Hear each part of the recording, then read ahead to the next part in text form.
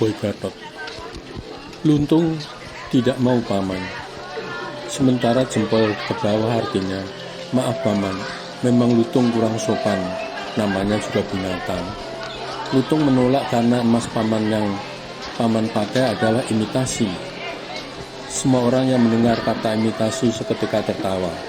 Tentu saja membuat pedagang kaya yang memakai emas yang memang benar-benar memang imitasi merasa tersinggung.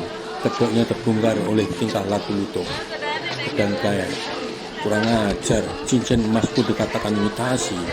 Sambil bersungut-sungut pergi, diikuti oleh 5 orang berotot kekar sebagai pengawal bayarannya. Sementara Boy Gatot dengan Lutung masih mempertontonkan Lutung yang menari-nari mengikuti irama tepuk tangan Boy Gatot yang diikuti oleh anak serta Yus Eko dan Sunaringsasi sebagai penonton. Semakin siang karena tepat hari pasaran, tentu saja penonton terutama anak-anak semakin banyak. Tidak berapa lama seorang remaja mendatangi Yus Eko sambil berbisik. Seseorang ingin bertemu dengan kakak berdua. Orang tersebut berada di belakang pasar. Mari ikuti aku, akan kutunjukkan orang itu. Yus Eko segera mengikuti remaja tersebut sambil menggamit Sunaringsasi agar mengikuti arahnya ke belakang pasar. Beberapa saat kemudian seorang remaja juga mendatangi Boy Gatot sambil berbisik. Seseorang ingin membeli lutung berapapun harganya. Orang itu berada di belakang pasar. Mari ikutin aku. Orang tersebut saat ini sedang menunggu. Sesampai di belakang pasar, remaja tersebut berkata Yus Eko, itu orang yang akan bertemu. Kemudian remaja upahan tersebut segera pergi. Yus Eko, selamat bertemu paman. Apa yang bisa kami bantu berdua?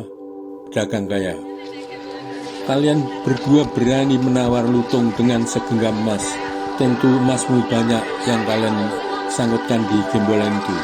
Berikan kepadaku, kalian akan kami bebaskan. Yus Eko, paman, emas ini kami berdua sebenarnya cukup untuk membeli lutung tersebut. Tetapi kami nawar 1 genggam emas dulu. Siapa tahu diberikan lutung kepada kami. Lutung pandai tentu akan dapat kami perdagangkan kembali bersama primata yang lain.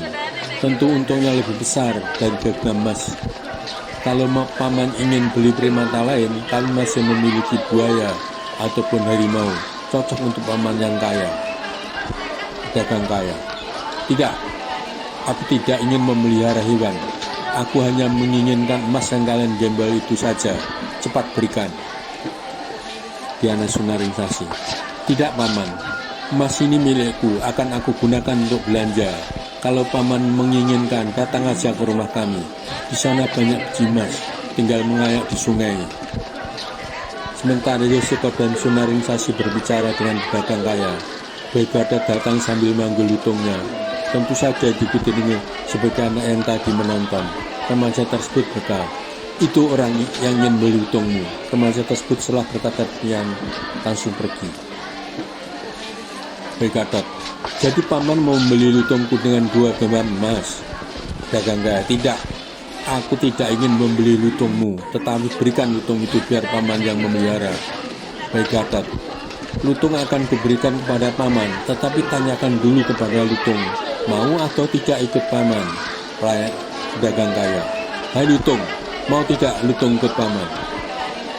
Lutung, kak, sambil menyeringai memperlihatkan taringnya. Kemudian tangannya digoyang-goyangkan sebagai tanda menolak, kemudian mencibir pedagang kaya tersebut. Merasa dipermainkan oleh lutung, segera pedagang kaya memberi perintah kepada pengawal bayaran untuk merebut lutung dari tangan Boy Gatot dan sekaligus memberi perintah agar merebut emas yang diikatkan di belakang Yus Eko dan Sunaringsasi. Mendapat perintah tersebut, mendapat perintah merebut lutung, maka salah satu pengawal bayaran segera mengirim pukulan ke arah muka Boy Gatot yang sudah siap dari awal. Maka Boy Gatot sebagai petinju amatir yang kemudian masuk ke petinju profesional yang sudah beberapa tahun digeluti, hanya sedikit mengundurkan kepala agar jangkauan pukulan lawan tidak sampai. Pada sang sama dengan kecepatan pukulan yang tidak kasat mata mengarah ke pukulannya ke arah dagu lawan. Lawan jatuh tidak bangkit lagi. Pedang Kaya mengira kalau pukulan pengawalnya terlalu kencang hingga membanting diri sendiri. Melihat temannya tidak bangkit, yang juga mengira temannya terjatuh karena beratnya sendiri, segera merangkak Boy Gatot dan segera mengirimkan pukulannya bagian geledek sesuai dengan badannya yang kekar. Boy Gatot hanya memiringkan kepalanya untuk menjaga jarak agar jangkauan lawan tidak sampai, dan dengan gerak cepat agar kepandian bertinju tidak mudah diketahui siapapun memukul ulu hati lawannya. Pedagang Kaya tetap mengira pengawalnya jatuh terjebak karena terlalu kuat memukul sehingga jatuh karena berat badannya sendiri. Melihat lawan tidak bangkit, segera Lutung meloncat turun membalikkan badan kedua lawan Boy Gatot sambil menunjukkan taringnya. Karena setengah sadar sambil menahan sakit disertai melihat taring Lutung yang runcing, keduanya pingsan lagi karena takut.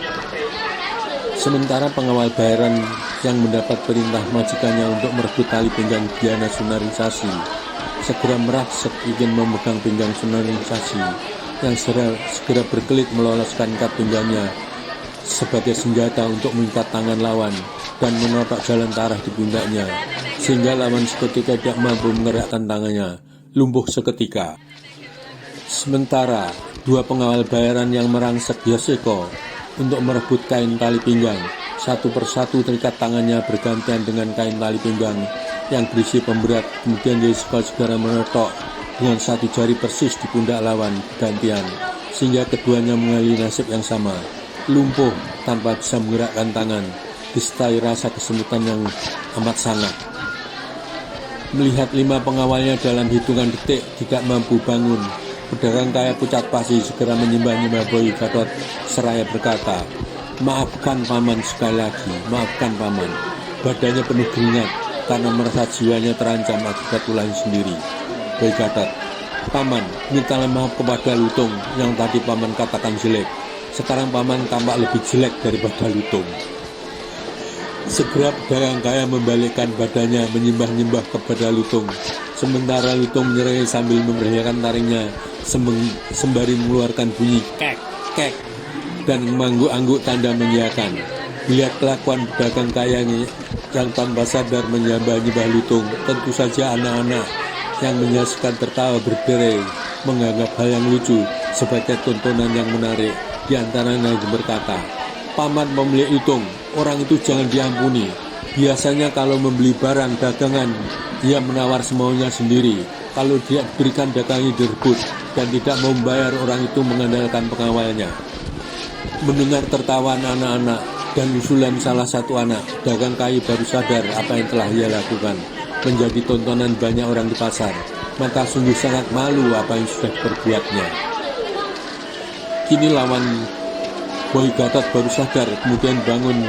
Yang satu memegang bagian perut yang memar, yang satu memegang dagunya yang meleset.